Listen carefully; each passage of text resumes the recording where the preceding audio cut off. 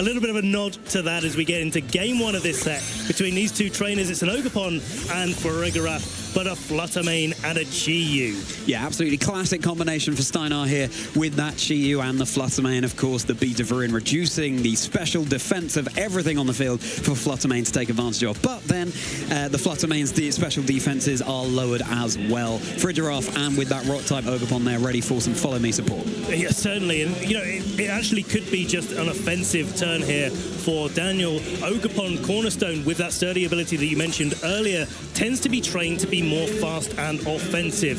If that's the case, its Ivy Cudgel could in fact go before the Chi-Yu and put on a lot of damage onto the field. Instead, though, gonna be Spiky Shield. Yeah, keeping itself safe, and so is Farigiraf, just waiting for Steinar to lock in those moves, because of course that Fluttermane is carrying the choice spec, so now it will be locked into Moonblast until the Fluttermane switches out. And Chi-Yu is left to go for a Snarl here, of course, will be super effective onto that Farigiraf. So seems like Steinar really indexing in heavily on that Farigiraf to try and deny the Trick Room. You definitely want to know exactly what that Pokemon's going to be locked into so you can choose how to react. In this situation, now you know that Moonblast is a single target move, and so when you go for the Follow Me, it's going to be redirected into the Ogerpon, and that gives Daniel a lot of opportunity here to be able to get Farigiraf into Trick Room safely.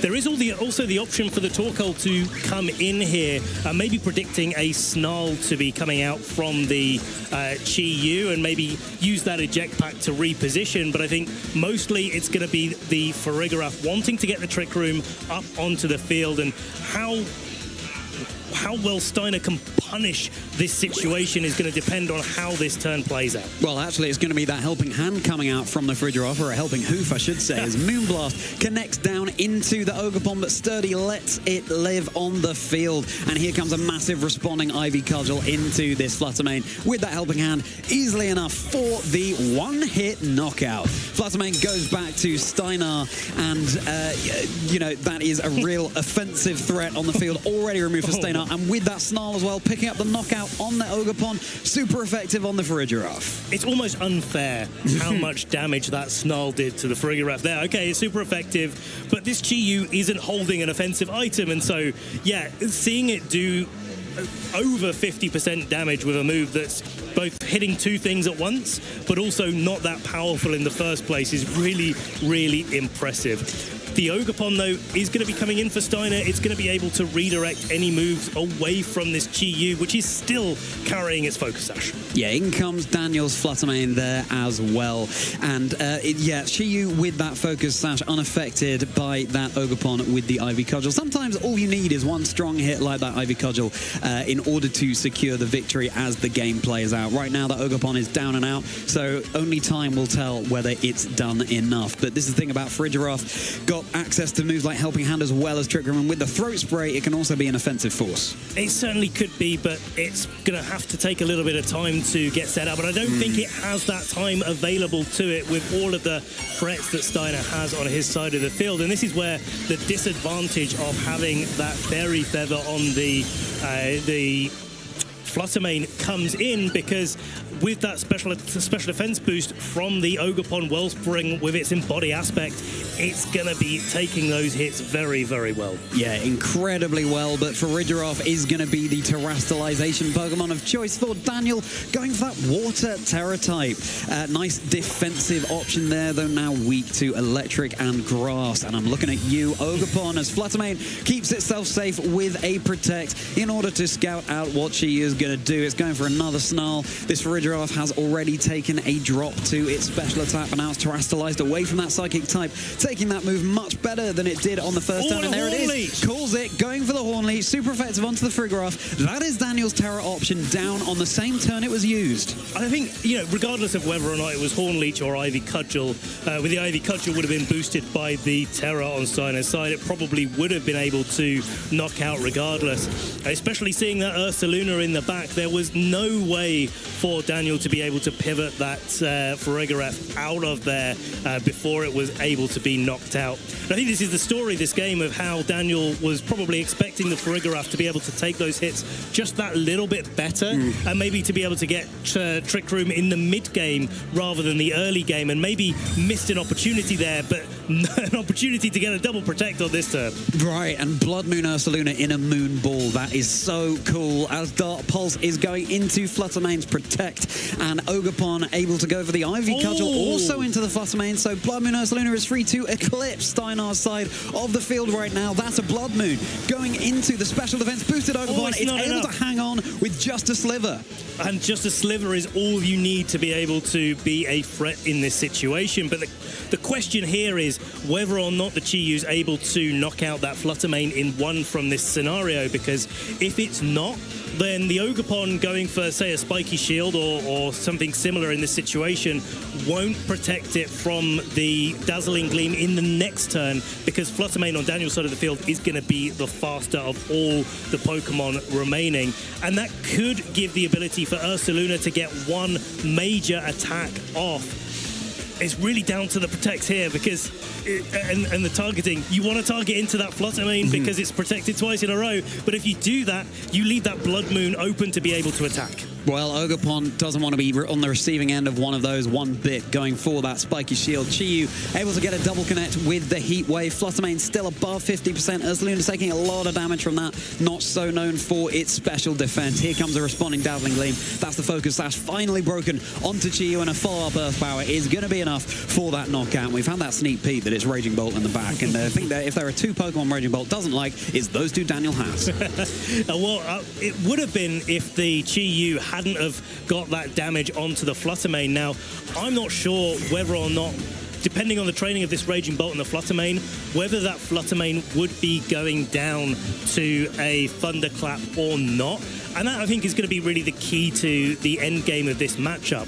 The Raging Bolt is carrying the Assault Vest, so maybe you could argue that you could go for a Draco Meteor into the Ursaluna in this situation, knock it out, and then just go for repeated Thunderclaps into the Fluttermane or even Thunderbolts. But to do that, and to follow that line, you have to drop your special attack first. And so it's a difficult situation. It might be that Daniel's Pokemon are just bulky enough to make it through. And that's a failed double protect onto the Ogerpon there. Ursaluna keeping itself safe with the protect this turn. What is this Raging Bolt going to be doing after it takes a Dazzling Gleam? Ooh. I mean, Ogerpon is easily going to go down. Raging Bolt has more than 50% remaining thanks to that Assault Vest. Really fantastic item in this situation. Thunderclap isn't going to work on that Ursaluna in a future turn. Thunderbolt is called onto the Fluttermane, but the Fluttermane hangs on.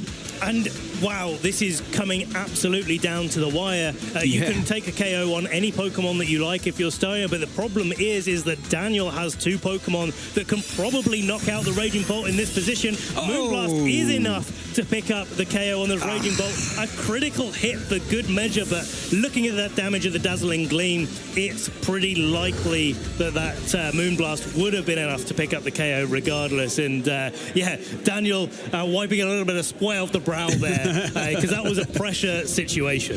Yeah, it was. I'm doing all the audience reactions there. My noises coming out as it's just such a high intensity game. Is going to be Daniel claiming that first set there, and Steinar, we didn't see the Mamoswine in that game. Would love to see it in this one, but Daniel really rocking that Ogerpon with the Cornerstone Mask and showing why it should be a Pokemon that we have our eye on. Looking at the way that game went and starting to think about how these trainers are going to adapt for Game 2, I really thought that Daniel was on the back foot for most of it, but it turned out his Pokemon were just that little bit too bulky for Steinar to be able to make his way through.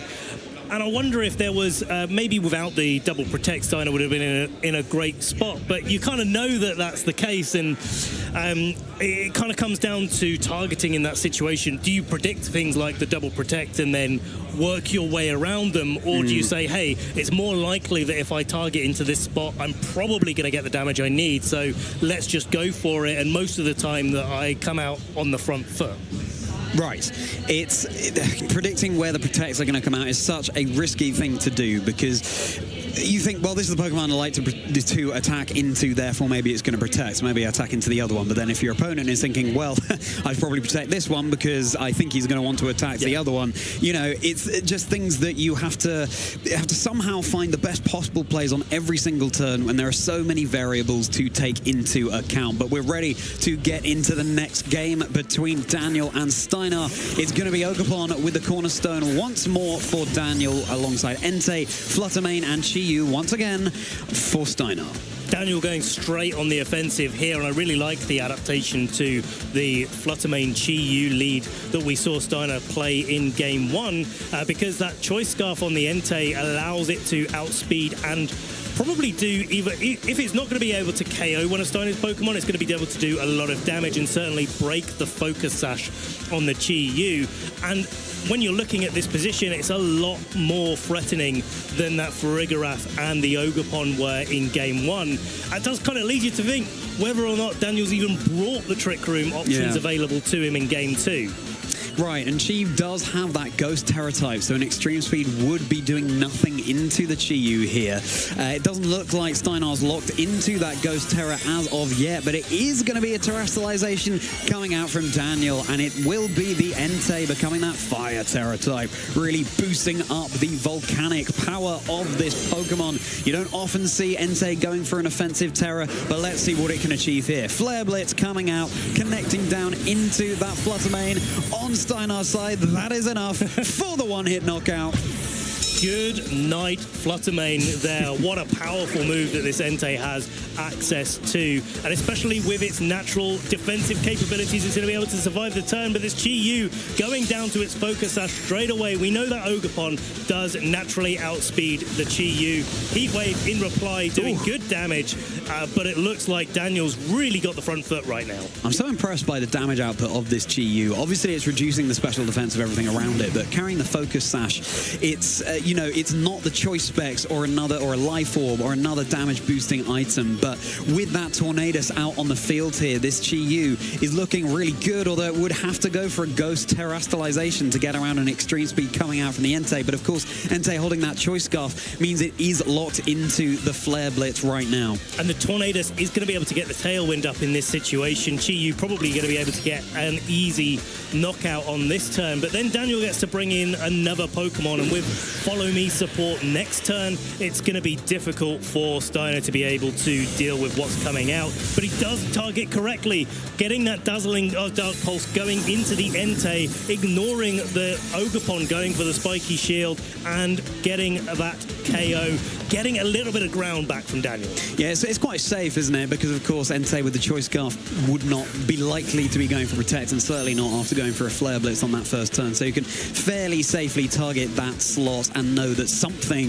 is going to be taking some damage. And, you know, even though that with that Fire Terra type as well, boosting the offense, not something we commonly see, as Ogerpon redirecting attack, but that's not going to matter in the face of a Heat Wave. That's enough to pick up the knockout onto the Ogerpon there. Fluttermane taking a hefty amount of damage, and the Bleakwind Stormy is able to connect, bringing Fluttermane down real low there, looking a little bit dicey, and getting the drop in speed for Fluttermane. But there is the Trick Room coming out of Fluttermane. So the speed order is entirely reversed now. Chi-Yu and Tornadus become the slowest things on the field, and what has Daniel got cooking in the back is only Blood Moon Ursaluna. Oh my days, that is such a good Trick Room right there. What a great tech, especially when your opponent goes for that Tailwind, reversing the speed orders, getting the Ursaluna, which is now going to be the fastest Pokemon on the field. But because of that speed drop, the Fluttermane is going to underpace or outspeed now in Trick Room that Chi-Yu. That gives the Ursaluna a lot more flexibility to be able to go for a Blood Moon maybe into that Tornadus. Make sure you pick up the KO on that slot, and a Dazzling Gleam will easily be enough to cover that Chi-Yu as well. Well, we'll have to find out if that is the chosen player. Steinar goes for that Terrestrialization onto the Tornadus, becoming a Steel Terra type. Ooh. So changing up its type matchup, but of course now it's very weak to the ground type moves, that Ursaluna has in its arsenal. That's going to be a Blood Moon going into the Tornadus. A really good call with the Terra there, but it doesn't matter. It doesn't matter. That's so a Steel type Pokemon. It may be resisting that hit, but it's definitely doing enough for the KO. And the Dazzling Gleam enough to pick up the follow-up knockout onto Chi-Yu and Tornadus. All of a sudden, Daniel, the master of flipping things around, Steinar down to his final two Pokemon. Final Pokemon. Yeah, one more Pokemon left, and it's going to be the Ogerpon, not able to go for a Terrestrialization in this situation. That means it's not going to be able to get a special defense boost in this scenario.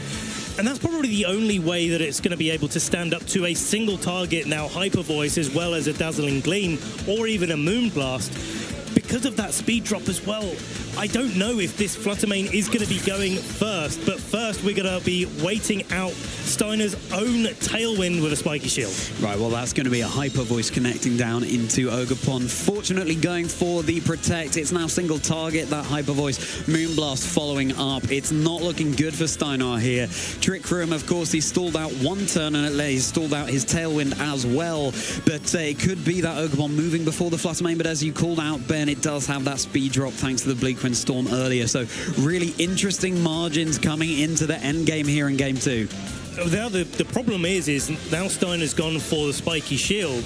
It's reset that Blood Moon. Blood Moon is stronger than Hyper Voice in this scenario. That's definitely going to be able to pick up a KO on the Ogerpon, and so you have to spiky shield because you have to get through your own turns of Tailwind, but that does open you up to being hit by another Blood Moon. Here it is, going down into the Ogerpon. Blood Moon. It's not enough. Hangs on with 6 HP. Ursaluna taking a little bit of life orb chip there, but the Horn Leech was going into the Fluttermane instead of the Ursaluna. Wow. So yeah, that's what we were saying about how important it is to call which Pokemon it is protecting. Spiky shield coming out from this Ogerpon, and 2 more attacks are going to be coming out. This Ogerpon can only target 1 Pokemon at a time, so even though the Trick Room is going to be expiring at the end of this turn, the Ivy Cudgel from Steiner's Ogerpon going to be able to go before both Pokemon on Daniel's side of the field potentially.